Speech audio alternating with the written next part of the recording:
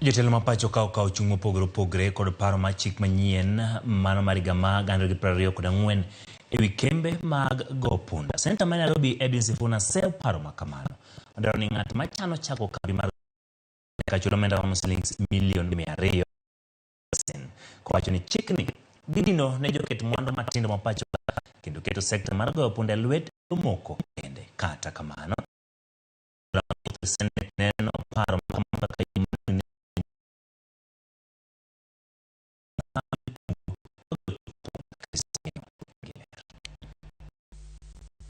achiel kuom ywak ewi chik mar omenda ariyo gi 25 ewi sura ma piny owacho jugo kowuok e atamalo 10.5.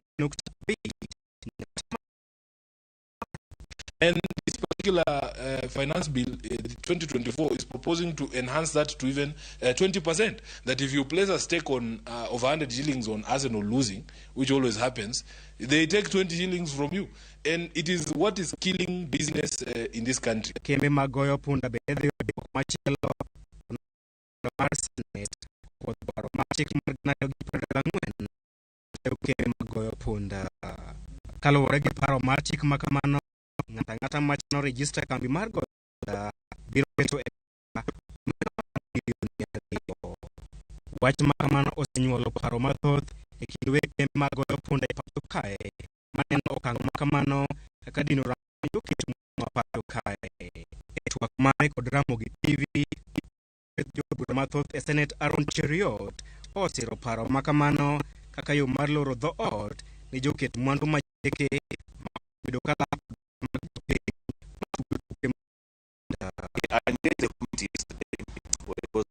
they want to reduce the minimum capital requirement, the deposit you're supposed to make as an operator before you're granted the license. I think they want to reduce it from the bill proposed 200 million Kenya shillings, want to put it at 20 million Kenya shillings. They say they want to encourage local investors, that many local investors don't have that kind of money. Kalure kod Aaron Cheriot, sekta mar goyo punda en sekta manyalo keto piny moro amora e bugo ka ok ong'iye malong'o kaka yo mar rito pesa mag jopiny matugo tuke makamago. I disagree with the committee because you know the history of this industry. Many Kenyans have been swindled of their hard-earned money by gambling companies that did not have, that government had not provided the necessary motivation for them to remain in the business.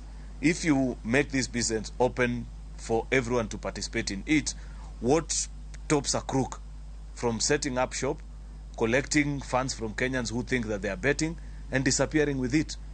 Wache makamano okwed kod Seneta ma Nairobi Edwin Sifuna ma okawo chung'ni ma en chenro mar sirikal mar loro ne kembe magoyo punda matindo mapacho kae kendo weyo pap e lwet joket mwandu ma ok e pinje ma oko. When it comes to the enhancement of the operating capital, it is meant to lock out even startups and local firms from participating in this business. Because if you set a figure of 200 million shillings as your operating capital before you set up an online gambling operation, it is going to lock out a lot of local businesses, a lot of startups, a lot of young people who would have wanted to participate. Sifuna lero ni ponono ni chik makamano okete chik kembe magoyo punda dhi bano piendegi e pacho kae kendo dhi e pinje mag libamba. And I've spoken to many companies who are involved in this business, that in fact for them they don't care what we do with that gambling bill in the Senate. That because they are aware or they know that by the end of this financial year, when the new taxes kick in, all of them are going to fold and leave this country, and they're going to operate in other jurisdictions where the environment is a bit more, comfortable for them. Chris Owino, Ramogi TV, Nairobi.